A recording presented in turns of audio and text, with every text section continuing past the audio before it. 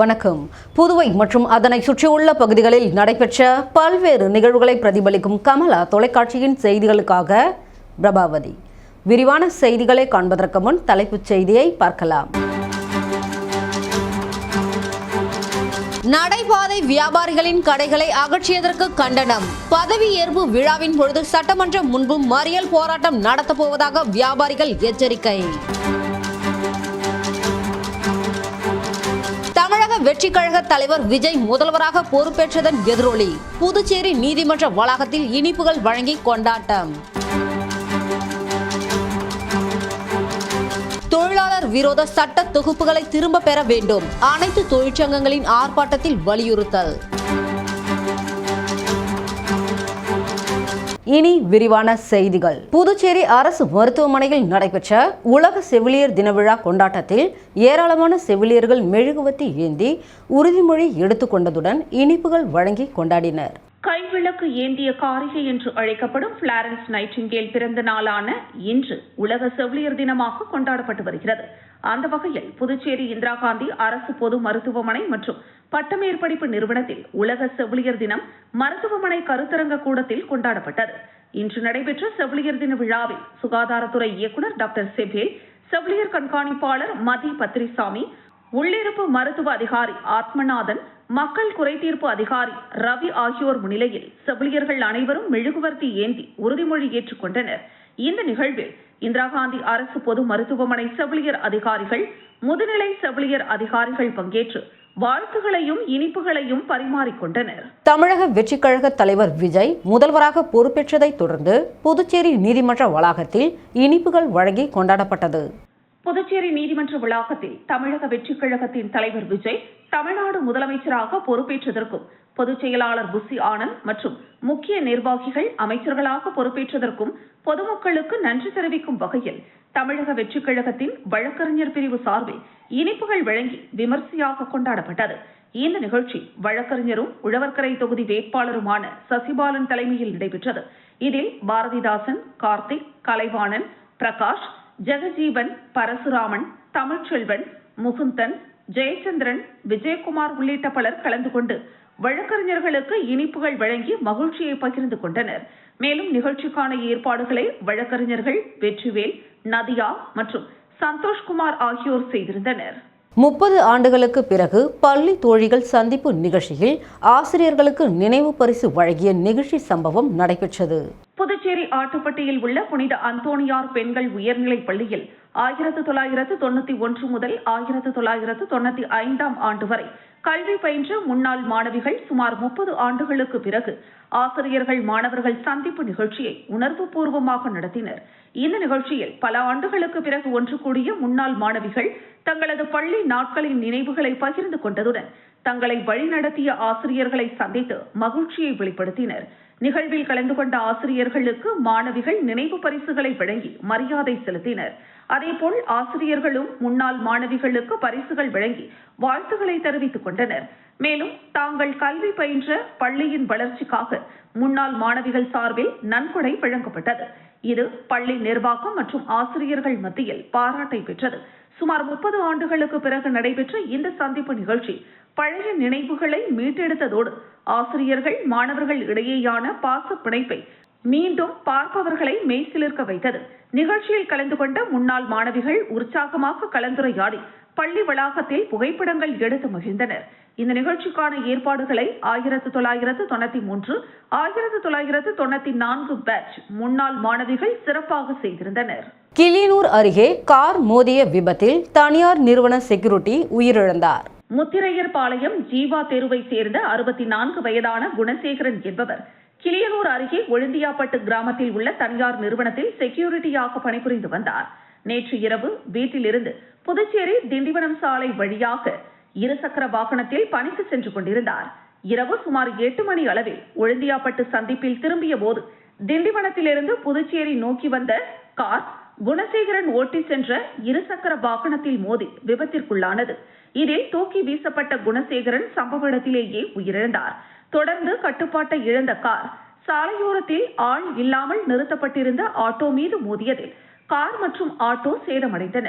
காரில் பயணித்த நபருக்கு காயம் ஏற்படவில்லை என கூறப்படுகிறது.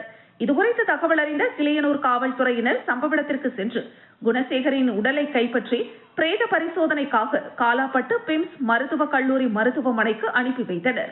மேலும் விபத்து தொடர்பாக வழக்கு பதிவு செய்து விசாரணை மேற்கொண்டு வருகின்றனர். அனைத்து தொழிற்சங்கங்கள் சார்பில் நடைபெற்ற ஆர்ப்பாட்டத்தில் தொழிலாளர் விரோத சட்ட தொகுப்புகளை திரும்ப பெற வேண்டும் என்றும் முத்தரப்பு பேச்சுவார்த்தை உடனடியாக துவங்க வேண்டும் என்றும் வலியுறுத்தப்பட்டது. மத்திய தொழிற்சங்கங்கள் சமீப காலமாக வட மற்றும் மத்திய இந்தியாவின் தொழிலாளர் போராட்டங்களுக்கு ஒற்றுமையையும் ஆதரவையும் தெரிவித்து தேசிய கோரிக்கை நாளையொட்டி புதுச்சேரியில் அனைத்து தொழிற்சங்கங்கள் சார்பில் மறைமலை அடிகள் சாலை சுதேசி மில் அருகில் ஆர்ப்பாட்டம் நடைபெற்றது.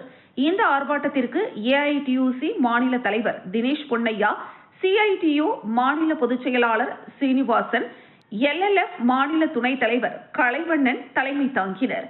ஏஐசிசிடியு மாநில பொதுச் செயலாளர் புருஷோத்தமன், என்டிஎல்எஃப் மாநில பொதுச் செயலாளர் மகேந்திரன், எம்எல்எஃப் மாநில பொதுச் செயலாளர் மாசிலாமணி முன்னிலை வகித்தனர்.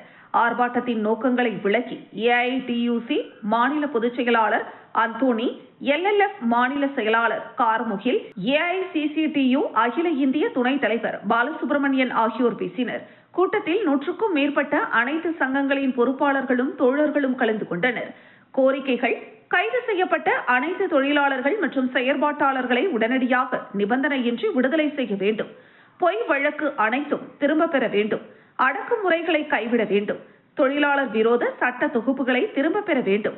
முத்தரப்பு பேச்சுவார்த்தை உடனடியாக தொடங்க வேண்டும். இந்திய தொழிலாளர் மாநாடு அவசரமாக கூட்டப்பட வேண்டும். மாதத்திற்கு 26,000 ரூபாய் குறைந்தபட்ச ஊதியம் வழங்க வேண்டும். 8 மணி நேர வேலை, நாள் மிகை நேர வேலைக்கு இரட்டை ஊதியம், பாதுகாப்பு மற்றும் சட்டப்பூர்வ நலன்கள் வேண்டும். ஒப்பந்த தொழிலாளர்களுக்கு சம ஊதியம் மற்றும் நலன்கள். நிரந்தர பணிகளில் ஒப்பந்த முறையை ஒழித்து நிரந்தரப்படுத்த வேண்டும். எல்பிஜி சமையல் எரிவாயு மலிவு விலையில் கிடைக்க வேண்டும். அத்தியாவசிய பொருட்களின் விலையை கட்டுப்படுத்த வேண்டும் என வலியுறுத்தப்பட்டது. தொழிலாளி வர்க்கத்தின் மீது அடக்குமுறையை அவிழ்த்து விடும். ஒன்றிய அரசை கண்டித்து நாடு தழுவிய போராட்டம். ஒன்றிய அரசே, மோடி அரசே, எச்சரிக்கை. தொழிலாளி வர்க்கத்தின் எச்சரிக்கை.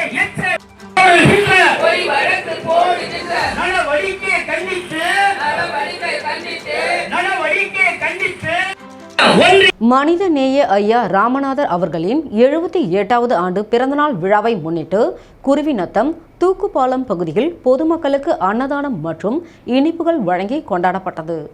புதுச்சேரி மாநிலம் பாகூர் சட்டமன்ற தொகுதிக்குட்பட்ட குருவிநத்தம் பகுதியில் மறைந்த மனிதநேயர் ஐயா ராமநாதன் அவர்களின் 78வது பிறந்தநாள் விழாவை முன்னிட்டு குருவிநத்தம் தூக்குப்பாலம் பகுதியில் பாகூர் சட்டமன்ற உறுப்பினர் செந்தில்குமார் தலைமையில் திமுக கட்சியின் கொடி ஏற்றி பொதுமக்களுக்கு இனிப்புகள் வழங்கி கொண்டாடப்பட்டது.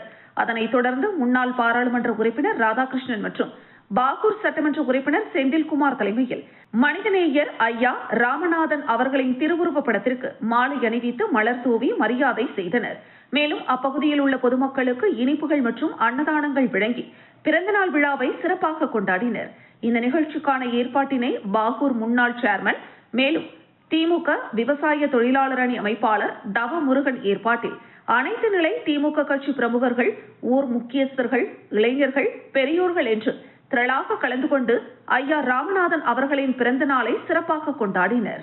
அரியாங்குப்பம் தொகுதியில் உள்ள சாலையோர வியாபாரிகளுக்கு நலத்திட்ட உதவிகளை முன்னாள் அரியாங்குப்பம் கொம்யூன் பஞ்சாயத்து சேர்மன் ஆனந்தன் வழங்கினார். புதுச்சேரி மாநிலத்தில் கோடை வெயிலின் வெப்பத்தின் தாக்கம் 100 டிகிரிக்கு மேல் தாண்டிய நிலையில் கடந்த சில தினங்களாக புதுச்சேரி மாநிலத்தில் உள்ள பல்வேறு பகுதிகளில் வெப்பச்சலனம் காரணமாக அவ்வப்போது லேசான மழை பெய்து வந்தது.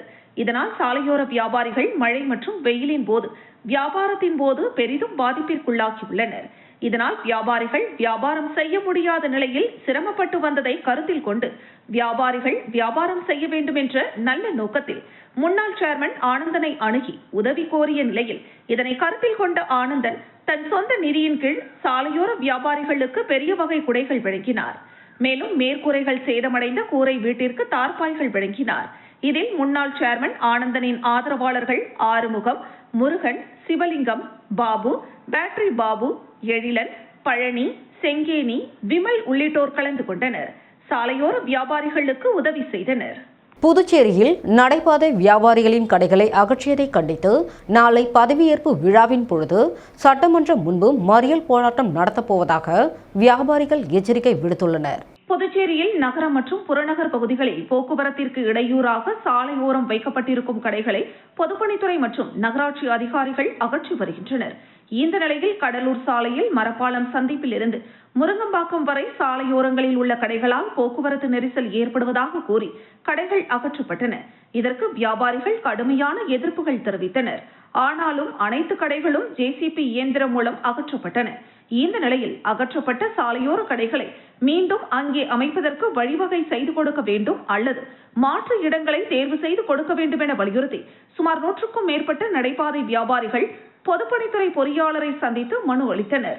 அப்போது அவர்கள் கூறுகையில், சாலையோரம் கடை வைப்பதற்கு நகராட்சி உரிமங்கள் தரப்பட்டுள்ளதாகவும் நகராட்சிக்கு அடிக்காசுகள் செலுத்தி வருவதாக குறிப்பிட்ட அவர்கள் எந்தவித முன்னறிவிப்பும் இன்றி தங்கள் கடைகள் அகற்றப்பட்டுள்ளது என்றும் உடனடியாக தங்களுக்கு மாற்று இடம் ஏற்பாடு செய்து தரவில்லை என்றால் நாளை நடைபெறவுள்ள பதவியேற்பு விழாவின் போது சட்டமன்றம் முன்பு மறியல் போராட்டம் நடத்தப்போவதாகவும் எச்சரிக்கை விடுத்தனர்.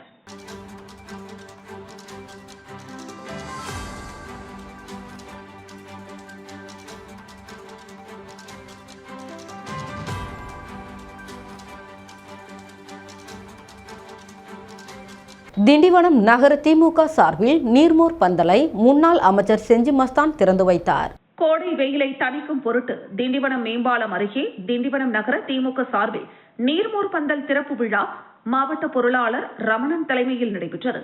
இதில் நகர செயலாளர் கண்ணன், மரக்காணம் மேற்கு ஒன்றிய கழக செயலாளர் பழனி, மாவட்ட பொதுக்குழு உறுப்பினர் கதிரேசன், மாவட்ட இளைஞரணி துணை அமைப்பாளர் ரமேஷ், நகர துணை செயலாளர் ஓவியர் கௌதமன் ஆகியோர் முன்னிலை வகித்தனர்.